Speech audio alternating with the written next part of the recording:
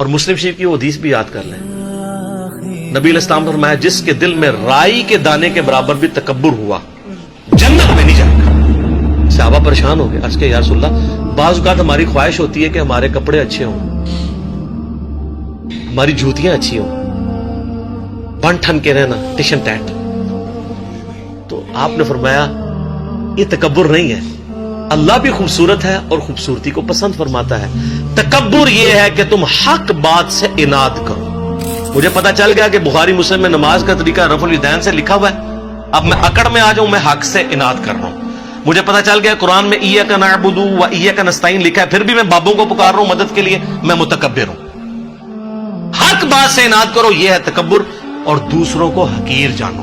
آپ مہنگے کپڑے ضرور پہنے لیکن کسی کم درجے کے کپڑے پہننے والوں سے نفرت نہ کریں۔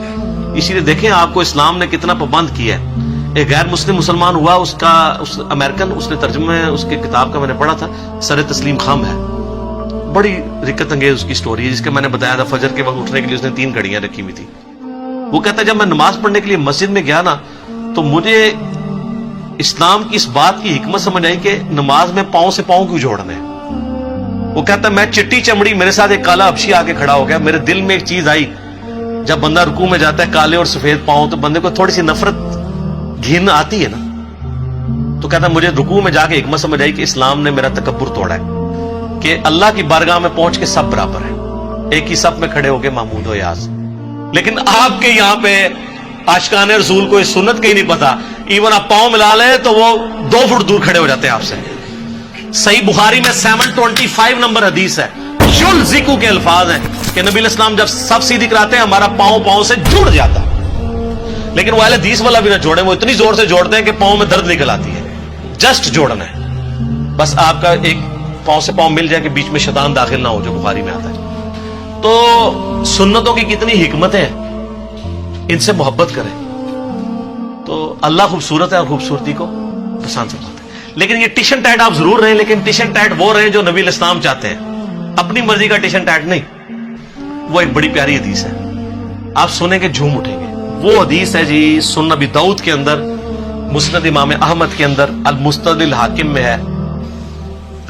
ایک صحابی تھے، ان کا نام تھا خریم الاسدی، وہ بڑے فیشنی صحابی تھے، بڑی لمبی لمبی انہوں نے لٹیں رکھی ہوئی تھی، جس طرح آپ کے ادھر پنڈی کے پاس کے ایک پیر صاحب ہیں، انہوں نے لمبے لمبے بال رکھے ہوئے، اور بڑے خوبصورت کپڑے پہنتے تھے اور زمین پہ گھسٹ رہے ہوتے تھے۔ اب لاڈلے بھی تھے، بڑے فیشن والے بھی تھے، تو نبی علیہ السلام نے ان کو ڈائریکٹ نہیں کچھ کہا،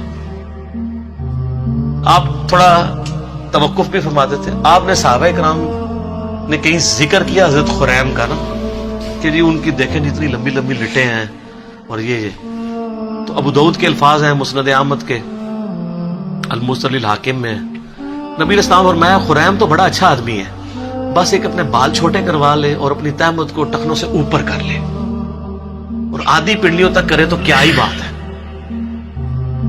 تو صحابہ کرام نے نبی علیہ السلام کا بس پیغام اس کو بھجوایا کہ تیری تو حضور نے بڑی تعریف کی ہے، بس 2 چیزیں ہائی لائٹ کی ہیں۔ ان کا کیا؟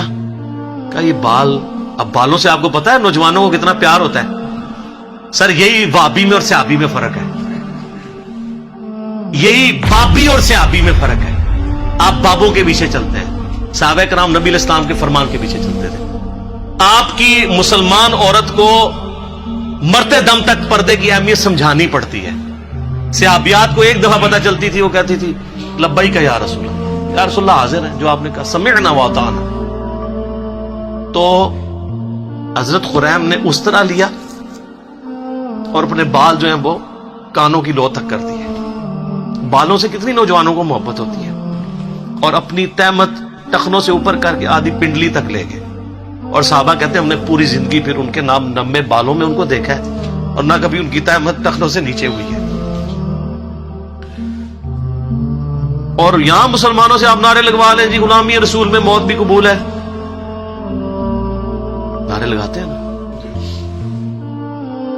تو موت قبول ہے، داڑھی قبول نہیں، فجر کی نماز جماعت سے قبول نہیں، ٹخنے ننگے کرنا قبول نہیں ہے، ماں باپ مخالف ہو جاتے ہیں، پتہ نہیں کیا کیا نام رکھنا شروع کر دیتے ہیں، لوگ ہمیں کیا کہیں گے، لوگ ہمارے بارے میں باتیں کریں گے، تو سر پھر جنت آسان تو نہیں ملتی۔ یہ ابھی تو نہیں آپ کو پڑھایا گیا، بخاری مسلم میں حدیث ہے تم مومن ہی نہیں ہو سکتے جب تک کہ میں تمہیں تمہارے ماں باپ، تمہارے بیوی بچوں، سب لوگوں سے بڑھ کر عزیز نہ ہو جاؤں۔ اور بخاری مسلم میں حدیث ہے ایمان کی علاوت اس نے چکھی جس کو اللہ اور اس کا محبوب صلی اللہ علیہ وآلہ وسلم دنیا میں سب سے بڑھ کر محبوب ہو جائے۔ اس میں اللہ از دا ٹاپ پرائرٹی کی بات ہو رہی ہے، صرف محبت کی نہیں۔